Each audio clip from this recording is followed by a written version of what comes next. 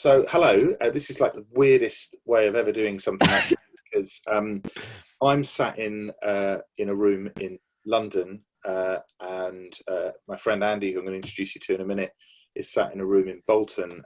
In fact, he's in his studio in Bolton, and both of us are. We've just discovered both of us are actually self-isolating at the moment because we have children who have been sent home from school because somebody else has got COVID. So we're in a really, this is like the most surreal way to start a conversation. But we've been asked by Jay, as part of this exhibition that's taking place, to do an in conversation, something around the relationship between drawing and painting. Andy and I are both artists. I think I would probably call myself a painter. We can come in a minute to whether Andy would call himself a painter or an artist. But we've had the pleasure of knowing one another for a very, very long time in a number of different guises. So I first met Andy about 15 years ago. I was just in the process of moving into a studio in Deptford, and I was talking to the guy who ran the studios, and in walked this dashing young man wearing a bright green trilby, so unmissable. And Lewis, the guy that was running the studios, introduced me to him. And then a little bit later, the guy I was sharing a studio with pointed out that somebody down the corridor was doing these kind of remarkable Guston-based works. And as a bit of a Guston fanatic, we sneaked into his space when he wasn't there and had a look at all the Guston things he was doing and got quite excited about it. And then we became really good friends. We then had the good fortune to end up working together, teaching together for quite a number of years in what was at the time a truly remarkable place to work. So it was a secondary school, but we were kind of running an art school within a secondary school. And as a result of working very closely together there for a number of years, we actually collaborated artistically as something called Amalgam. So my name's Henry Ward. This is Andee Collard. And we're going to have a conversation, but I'm going to let maybe Andy, I've just introduced him. So he's going to introduce me. No pressure. Thank you. I mean, I think it is one of those stars aligning moments when I first met you, because it was at a time where I guess personally trying to find my feet as having reasonably recently graduated and trying to establish myself as a proper London artist, but at the same time kind of doing this teacher training thing, trying to become an art teacher to pay for it all. I just remember meeting you and you being so enthusiastic about everything related to art and art education, and it was that was quite a memorable summer in terms of us kind of getting our feet, trying to think about how we could juggle this kind of work life thing. And after meeting at that particular studio, we set up our own studio in Deptford, and we had that for many years. And it's been really interesting to see how your work has developed over the years. I think I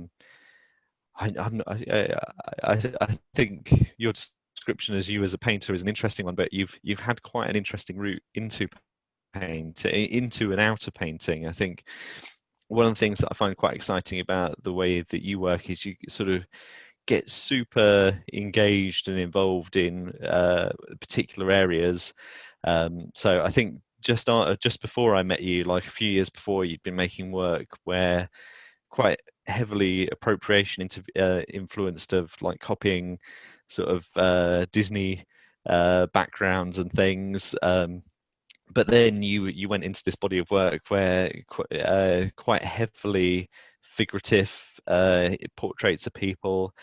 And I think when I'd met you, you were sort of moving into these quite large abstract paintings, but then flipping back to quite representational paintings. And it is interesting to sort of catch up on where you are. I think maybe most relevant to the discussion today is kind of where your practice sits with drawing. Being a self-identified painter, I think it's quite interesting that you do activities that aren't necessarily painting that kind of eventually, it's not quite clear, feed back into those things. So I guess before we lead into maybe the shed painting work that you're busy working on at the moment, like maybe talking a little bit about stuff like the kitchen table sculptures and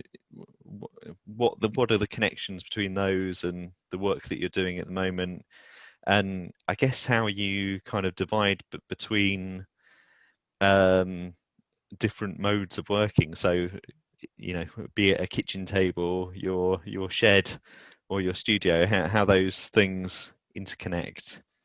Well, I think, I If mean, you, the kitchen table thing's interesting because so as you've just very eloquently put it, I mean, I've had a kind of, maybe I've bounced around a bit in terms of the sort of work that I make, and it does tend to be, I recognise that it tends to be periods of obsession and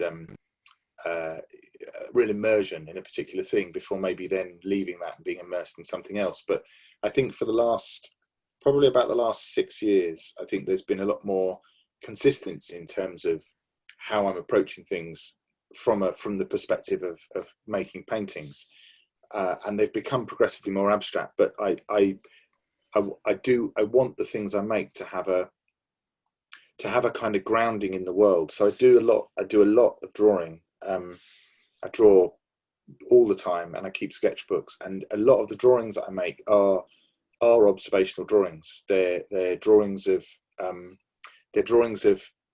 things I see, whether those be objects or whether those be landscapes. I mean, I'll show you, for example, these are a couple of fairly recent drawings.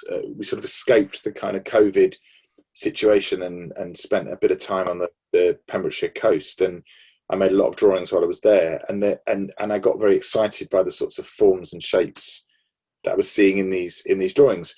But what I resist in the painted works is a sense of making something that you can necessarily name. And about 5 or 6 years ago, I was making paintings which were based on explosions, and they were really problematic. I mean, the explosions were, I recognised they were a sort of prop for being excited about what I could do with paint.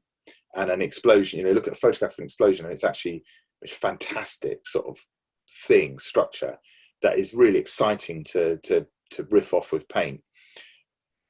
But as an image, it carries far too much baggage, and so I was kind of looking for other motifs, and to start with, that went backwards because I tried painting icebergs. That was even worse because people looked at icebergs and they thought I was making some kind of trite comment about global warming or something. So it was, I really wanted to get away from all of that.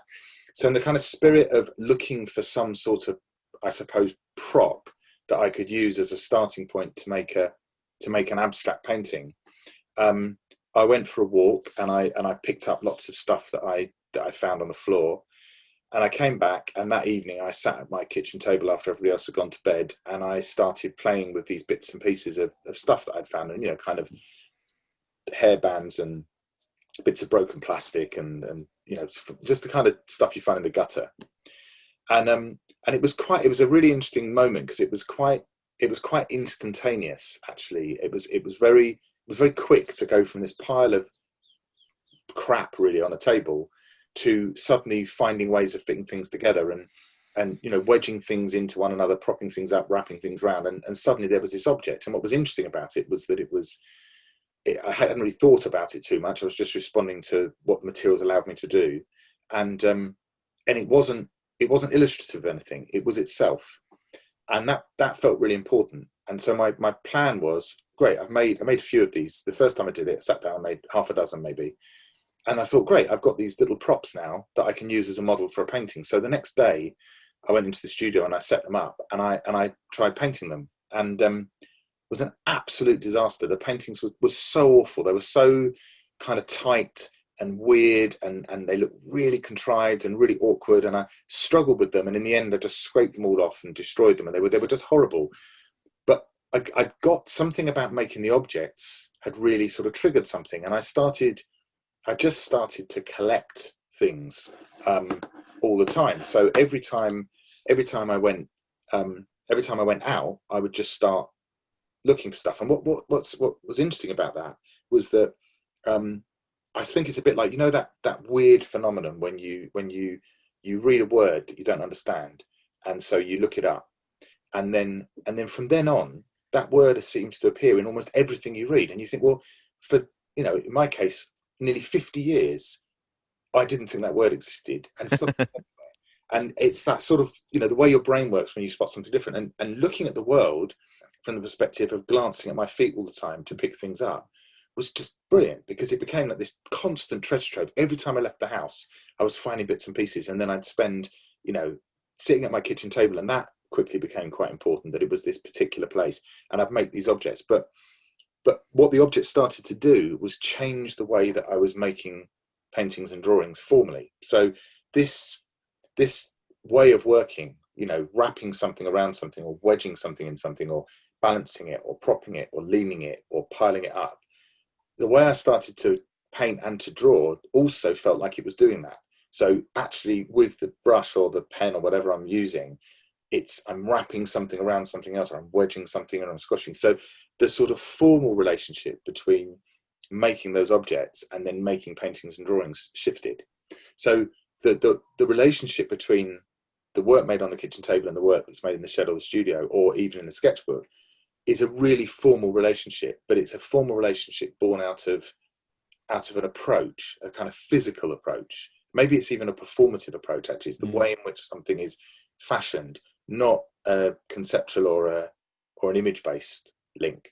So I think, yeah, that's how those things sort of sit. And maybe I'll say a bit more about the sites of practice a bit later, because I'd like to ask you a question about your work. Now, it's right that you're in this exhibition that this talk is related to, aren't you? You've got a piece of Yeah, work. I hope so.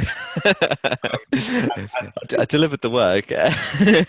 some of your, am I right, some of your string drawings? I was looking at one of your string drawings this morning, actually, because I'm very fortunate in being the owner of, I believe, at the time, the only second string drawing done on one day. That's what you told me. Which was drawn, I understand, on the very last day of me teaching, where we taught together. So it's the 13th of December 2013, this particular drawing, and or 20th of December, sorry, 2013. And I was looking at it, and my recollection of your string drawings was that they came about because of a project initially that we did together as Amalgam. Maybe you might talk about that.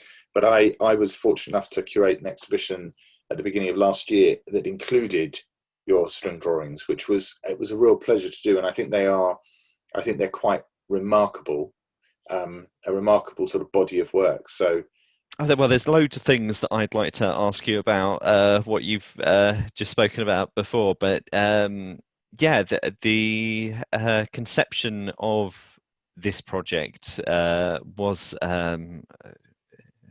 I can't remember what year it was, but we were discussing this idea that we wanted to do kind of more drawing, and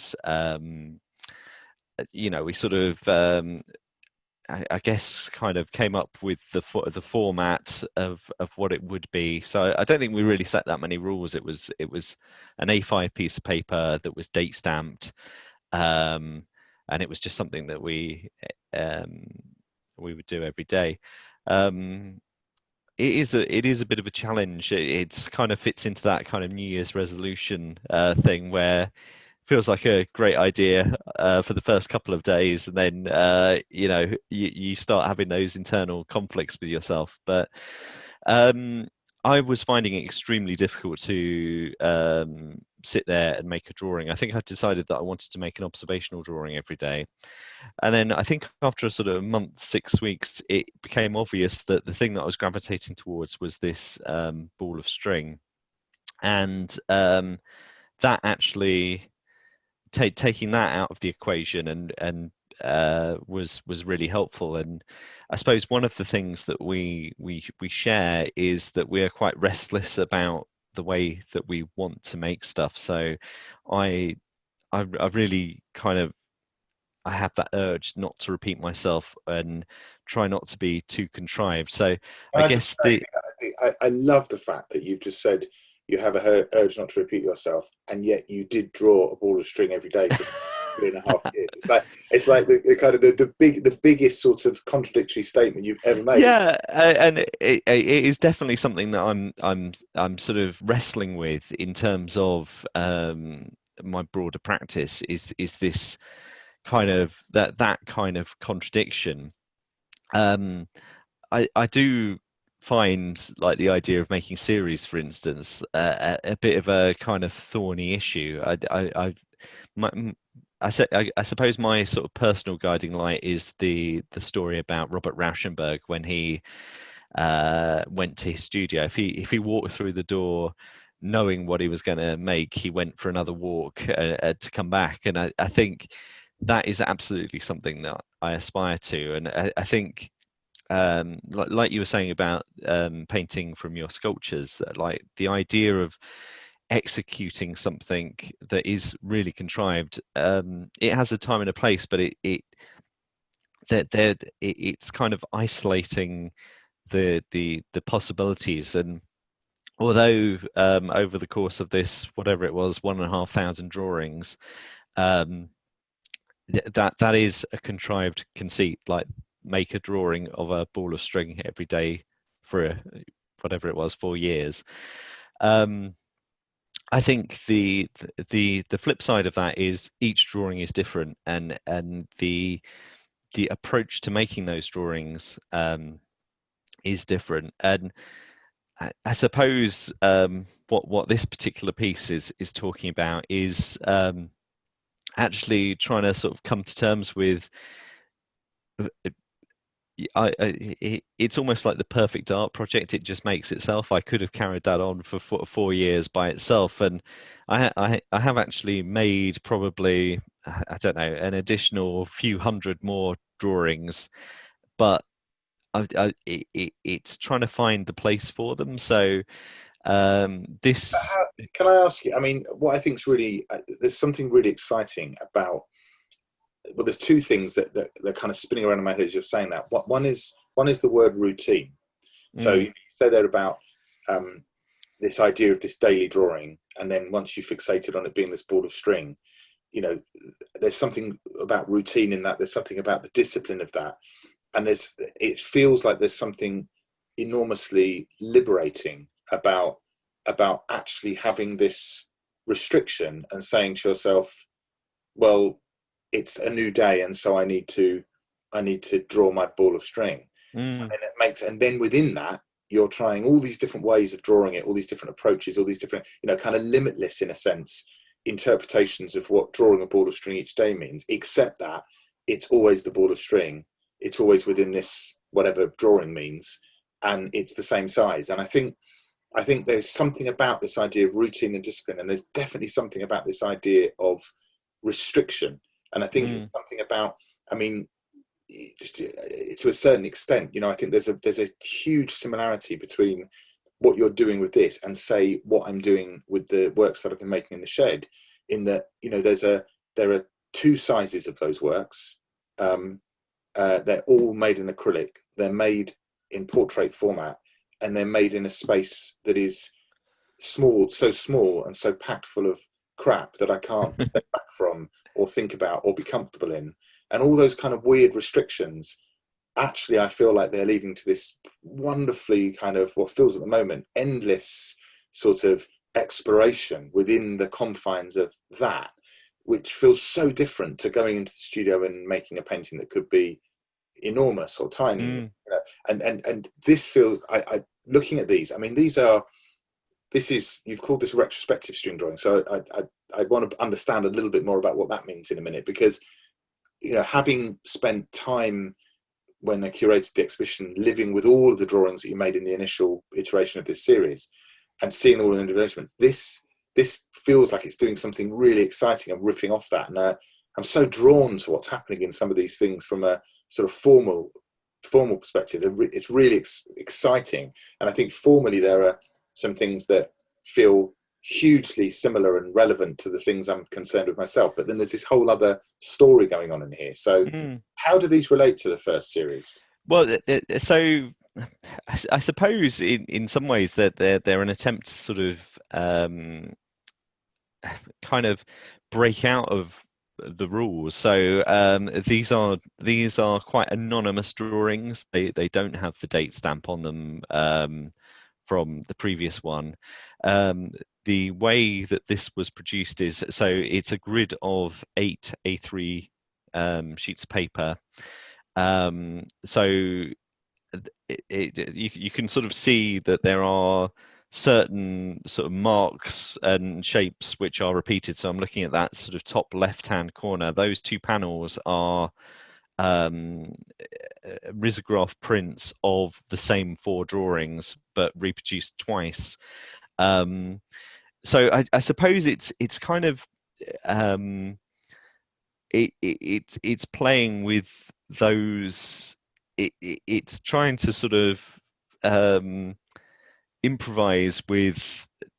I suppose it's an extra set of restrictions. So I'm working with pre-existing drawings. Actually, I'm saying that they're 8 drawings. They're actually uh, they are overprinted as well. So each one of the sort of printed elements is 2 separate drawings overprinted, and then it's kind of trying to wrestle with these things. I didn't want to end up making kind of drawings for of string for the rest of my life. I wanted to sort of stretch out, but I suppose I also don't want to be afraid of it. I want to I want to be in control. So yeah, I guess it's kind of like trying to wrestle control and throw spanners in the works. So this is using kind of quite a eclectic range of materials and kind of playing off those things. Some of it is totally obliterated, other bits are sort of pulled back. Um, Although there are painted marks involved, I would describe this very much as a drawing. Um, I guess in That's relation to your shed things that you've quite often referred to them as drawings, haven't you? so yeah. So I thought as we're talking about them, I'll bring up some of the shed paintings. You're right. I mean, these have become a kind of a more and more important element of my practice. So you mentioned earlier this idea of having different sites, and I've been thinking about this a lot from maybe the last year or so. So the kitchen table that we talked about earlier is one, and then the studio, of course, is another. But there's this in between space, which is the shed, and the painting in the shed, making stuff in the shed, came about really out of a sort of, I suppose, not dissimilar to some of the things that you were just touching on in relation to the string work. In that I had a real desire for daily practice. I mean, I think it's something that the two of us have talked about on and off for all the time we've known one another. This desperation to make things every day, and then the cold hard reality of domestic responsibility and kind of the need to go out and make money meant that very often the challenge of being an artist was enormous, and the idea of actually trying to make work regularly was very difficult. But I think I think one of the things that we really share is that real drive and desire to be doing it every day. And so for me, the shed became really important because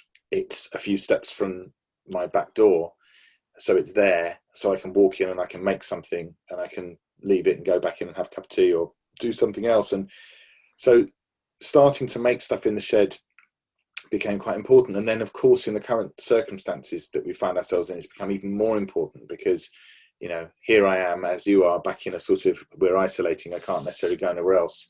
There have been periods like that over the last 6 months. And so having a space on tap to be able to go and make stuff, albeit a small and an appropriately set up space, has been really useful. But the shed paintings, there wasn't a kind of, a bit like you with the string drawings, there wasn't necessarily a setting out a list of rules and writing them down at the beginning, but they kind of ended up having rules where they're one size or another. They're vertical, they're painted in acrylic on unprimed paper, they're made instinctively. I don't plan what I'm doing. I think why I think of them as being drawings is that they're absolutely about discovery, and they're about looking for things. So I start off maybe with a color, or maybe with a vague idea of a mark I want to make, or a gesture, or sometimes a shape, and I just start.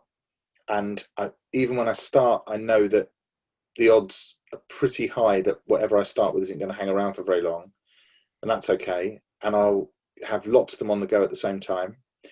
And so very often when I first go into the shed, the first thing I do is I confront what was there from the last time. And the first thing I do is I do something over it. I draw on top of it, or I turn it round, or I obliterate a section of it. And that sort of having something existing, I wonder if there's a relationship there between what you were just talking about to do with the risographic prints and the fact that you're sort of, you have an image that you're then disrupting or pushing against when you're drawing. And I think there's something very similar with this, that the blank piece of paper is, I mean, it's a cliche, but the blank piece of paper is slightly terrifying. So I need to get things down on that very, very quickly. And then I can let those dry. And then when I look at them again, and I've forgotten who made the marks, because that's the other thing that's weird about the not being able to step back or not really thinking about what I'm doing, is that then I get excited about seeing how something pushes up against something else, and I go over the top of it and something else happens. And so this sort of layers and forms and things that appear through these have become really, really important. And I've made hundreds of these now, and they are, it has become a daily activity, and I can't imagine not doing it anymore. And the way in which these sit within those sites of practice, the little objects being made on the table, or the, perhaps when we might say, the more considered things that are going on in the studio, there's a direct relationship sometimes. So there have been times when I've taken the things like these that are made in the shed, and I've taken them to the studio and I've joined them together. Again, not unlike the kind of grid of drawings that you just showed. And I've joined them together, and then I've worked back into them again, and then the whole thing's disappeared and it's become something else. But also the sort of language that's happening in these is changing and informing the kinds of languages happening in my other paintings. But I do, although I call them shed paintings, I do sort of think they sit very much within that language of drawing. I think that there's something about the actual application of paint, the way in which form is found through the application of the paint, that action of drawing. But then, it's difficult, isn't it? I mean, what is drawing? What is painting? I mean, I don't know. I don't think we're going to solve that today. So I don't know. But Well, I think what you're talking about, it just one thing that really struck me. It might be me just being dense, but I'd never really appreciated them as like portrait images, like having that consistent format. Like, I think even doing something like that puts it into the realm of a drawing for me. I think that I suppose in my mind, drawing is like a sort of an affirmative kind of direct action to do something, whereas perhaps painting is something that, by the nature of the materials used, is, I mean, although you are using similar materials here, by nature of those materials, it sort of the time stretches out, and I suppose if you wanted to make a painting a bit bigger, you could sew another bit of canvas on, or butt another canvas up against it. But I think the grid is well, the individual units are interesting, and the way that it's presented here, it almost looks as if these are sort of cut out sort of viewfinder sections of other, almost like we're looking into other worlds or other realities. And I think your experiments with the grids you've mentioned, you're in the process of collecting these together as a publication as well, aren't you? How is that going to be sequenced? Is it going to be sequential, or? It is, yeah. So this came out of the intensity of this activity over the last 6 months. So I've been making these anyway. I've been making these sorts of things in the shed for about 2.5 years. But then when the lockdown first happened, and the kind of for the first few weeks, maybe even the first couple of months, whilst my studio remained open, there was a sort of suggestion that really we shouldn't be using it unless we absolutely had to be there, and it felt hard to justify going to the studio when I didn't have to be there. So I started, the shed became a bit of a life raft, really. I wanted to maintain practice, that weird albatross we all carry around our necks from art school, that unless you have a studio, you're not a proper artist. I think You know, I had a studio, but I couldn't get to it. So, but still, I had a studio, so that It mattered. counts. Um, so the activity in the shed has been much more intense for the last 6 months. And then as we were getting, well, I took part in, as we both have, the Matthew Burrows initiative, the Artist Support Pledge, which kicked off very early in the beginning of lockdown. And I started posting shed paintings on that and selling quite a number of them. And so that was interesting, because it meant that I was making work which was not hanging around for very long. I mean, my kind of experience of these works on the whole has been that they pile up in the side of the shed, and then I take them down to the studio and either destroy them in somewhere or other, they sit in drawers, but they're around. And then suddenly I've been making a lot more, but actually a lot of them have then been going out the door quite quickly. And so I sort of reached a point a little while ago where I thought, well, this seems a bit of a shame. There's a real body of work building here that actually I feel like even if it's just for me, I want to sort of see as a body of work. So I took the decision I thought, well, I'd like to gather them together in some format. I can't gather them all together in reality, because they've lots of them are in other parts of the world now. So I thought, well, a book might be a rather nice way of bringing everything together, and also rather a nice project. So I decided that at the end of August, which would then be nearly 6 months from when we went into lockdown, I would sort of put a marker down and say that was the end point.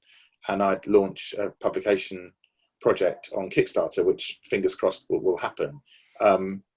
And so the intention at the moment is that the 94 paintings that were made between the middle of March and the end of August will be shown chronologically, just by the date in which they were made, so that the book will literally, you will go through each page, will show you the next painting in the sequence. So yeah, that's the plan. It's a sequential thing, and I think what's interesting in beginning to put that together, just organising all the photographs, is for the first time, because I don't pin them up and look back at them and step back and stroke my beard and drink coffee and wonder about what I'm doing, because I'm kind of facing the wall like this and painting. For the first time, I've had to sort of address the journey these things have been through over the last 6 months, and looking back at things I was making in March with a quite a sort of, I don't know, almost epiphanal thing of going, wow, that looks completely different to where I've got to. And I hadn't really recognized what was happening and how I was shifting. And I mean, you know, on really basic levels, like my palette has completely shifted from the sorts of colors I was using in March to the sorts of colors I'm using at the end of August. The kind of marks, you can see where marks begin to come in and then evolve and change into other things, and certain sorts of ways of thinking about applying the paint, thinking about the way in which the brush is drawing.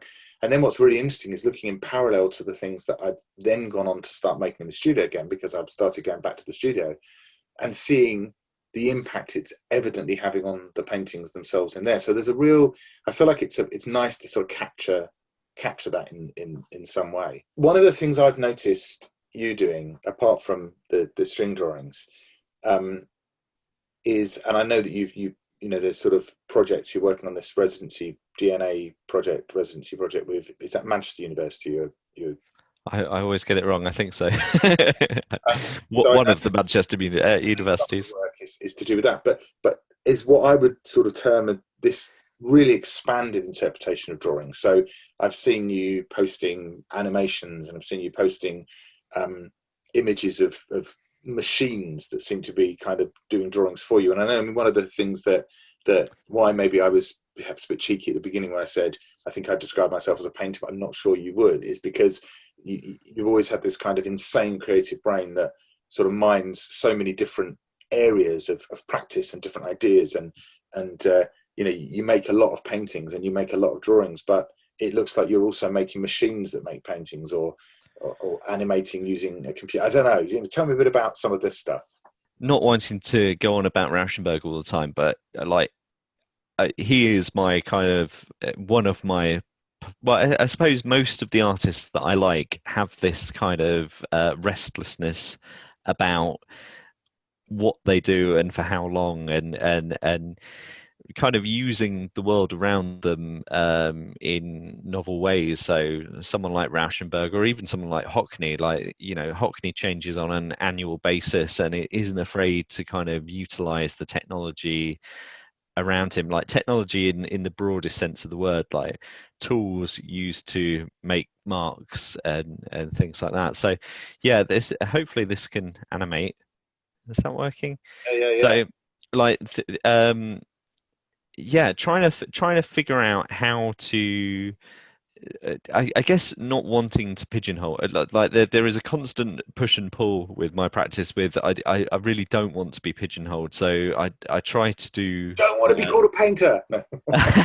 I mean I sort of had I suppose it sort of stems, like, it goes back years and years to say university, where there was a very clear division between painters and the other people, um, and I was one of the other people and had a massive chip on my shoulder about the painters, and um, I suppose it's it would be like a filmmaker limiting themselves to a single genre kind of thing. So I guess my sort of guiding light would be someone like Kubrick. So the idea that you can sort of take your knowledge and understanding and twist it to, a variety of different things. And I suppose kind of the not necessarily subject matter, but the kind of research that's informing this stuff. So yeah, I am lucky enough to be doing this residency with the University of Manchester,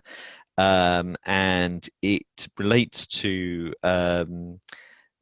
their human genome. They've got a printed copy of the human genome, which is, I think it's something like 26 volumes of like kind of University Britannia sized books with tiny, I think it's like 4.5 point type. Um, uh, so thousands and thousands of pages to describe this thing that is inside each cell in our body.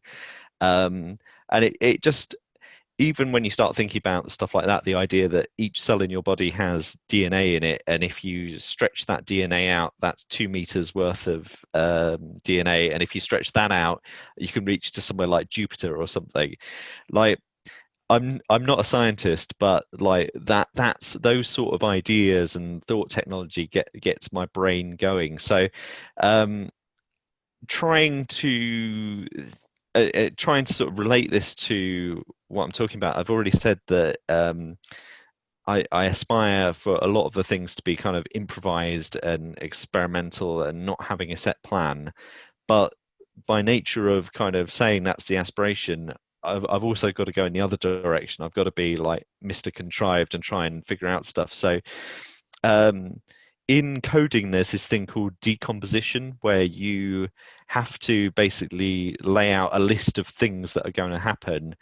Otherwise, it either doesn't happen or happens inefficiently. And I suppose that idea has really got me. That's perhaps how this fits into a drawing for me. So this is an unbelievably simple bit of programming, which basically puts a random grid of I think it's like 40 dots or something.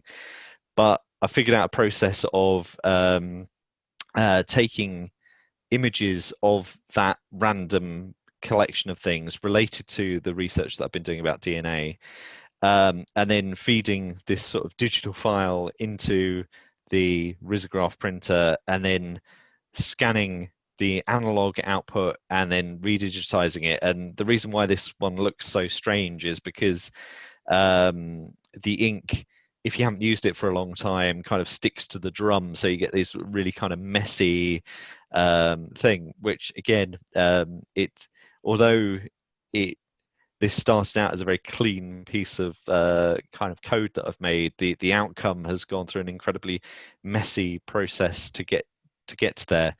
And I guess a lot of what this kind of work has sort of led me to is this. Um, I've been thinking a lot about time, and like like you were saying, we both produce a vast quantity of work, and it has a habit of kind of piling up in places. And um, one of my bad traits is I very rarely go back and revisit things. So I guess that's one of the motivations behind the previous string drawing that I showed. It's that idea of sort of forcing yourself to rework stuff. But um, the the animation stuff that I've been doing has made me really think about how this kind of thought process, so the preconceived, the predetermined, can be reversed. So this is Rauschenberg's famous Raise de Kooning, where he asked de Kooning for a drawing, and de Kooning gave him the hardest one imaginable to rub out, and he spent weeks and weeks rubbing it out. And I think that's a beautiful idea.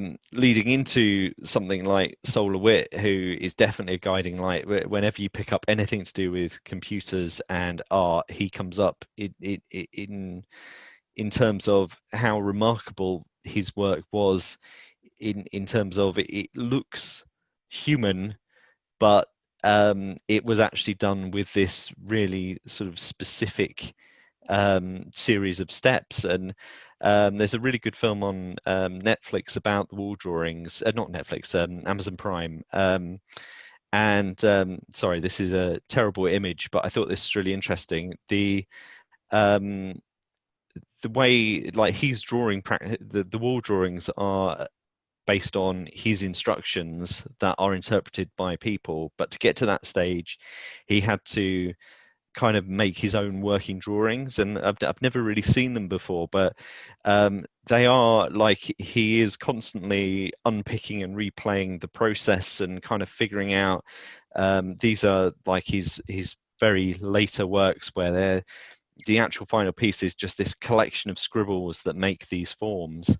And I think that there's something, I think conceptual art gets a bad rap in terms of, like, it does get labeled as sort of contrived and kind of uh, uh, uh, you know like, it's gray cubes and boxes, and you can sort of summarize it and dismiss it that way. And obviously, things like the YBAs kind of maybe corrupted it even further in terms of this thing that was super contrived. But I find Solar Wit fascinating from the point of view that they are so human and so kind of accepting of the process from which they're made. The Solar Wit thing you showed there, and you're talking about this idea, in lots of ways it feels like you're talking about this idea of the process of drawing. So, and we've touched on this a lot, but then in the Solar Wit, you then talked about this idea of the working drawing. It struck me that at the very beginning of the conversation, we touched a little bit on the idea of drawing as a way of observing things. And then we talked a lot about this idea of the process of drawing and the way in which drawing finds things or makes things. But then you've just touched on this idea of drawing having a real function, the working drawing. I mean, that illustration, that slide you showed of the Solar Wit working drawing is it's like looking into his head to understand how he's using drawing to work out how he wants to do something else, which is fascinating. What an amazing kind of area, actually, to be thinking about, of all these different ways in which drawing can function. Well, and to enable the slippage as well between I think it's in Massachusetts. It's like an entire factory that is got dedicated or donated for like this 20-year long exhibition of.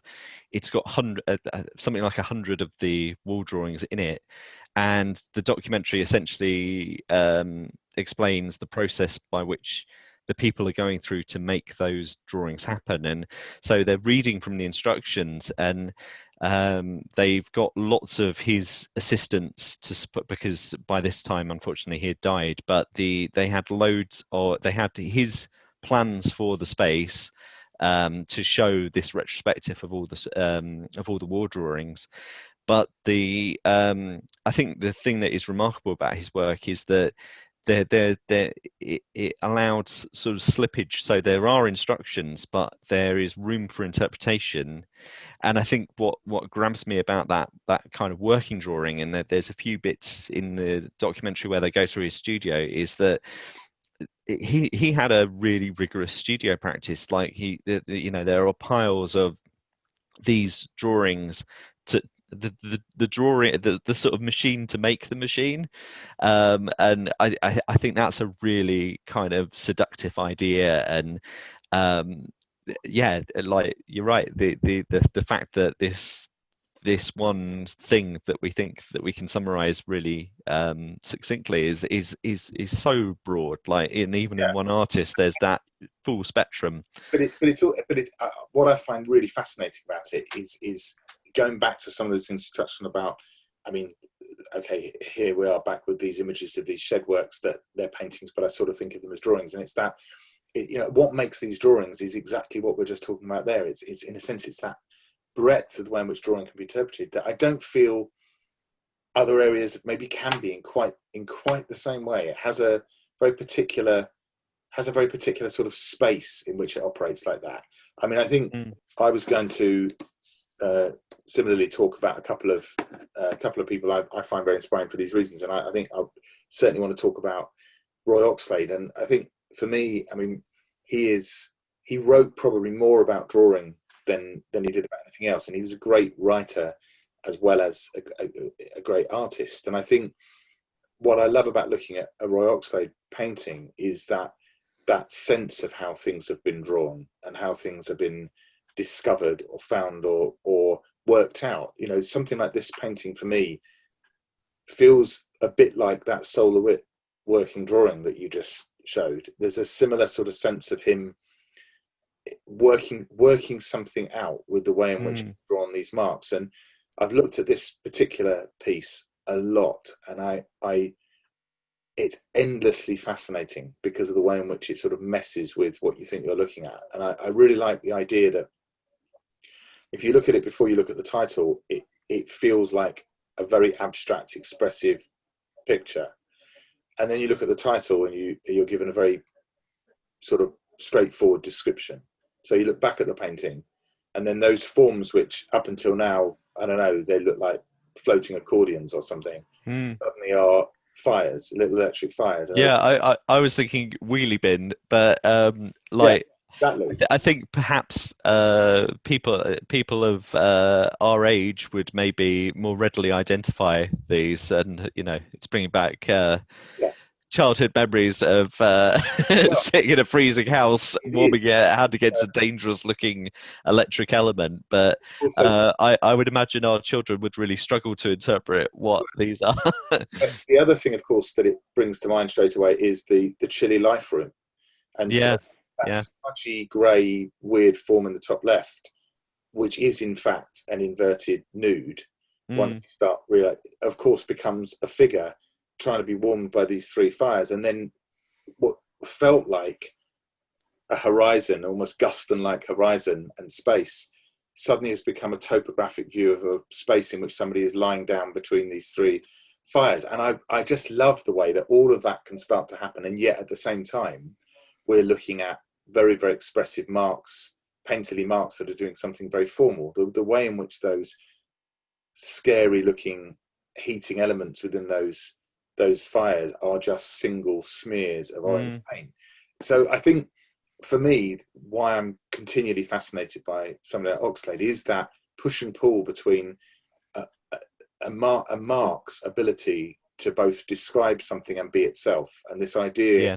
that we can be. I certainly get very excited about the way in which one of those orange marks is sitting in front of the smeary red and white marks behind it, and then the kind of articulation of that, the fire, jaggedy fire shape with the kind of black line, and how it's sort of a solid shape, and it's also completely transparent. And I just get really excited about all those formal things that are happening in this from a drawing perspective, but at the same time, it's also quite a comic image. I think there's, yeah, it's really interesting. We're probably approaching the end of our so-called hour. So, I mean, is there anything else that you particularly want to say about what you've been doing, or any questions, or anything else you want to say about anything? I just wanted to paint so bad. We should probably say say that it's good night from me. And it's good night from him.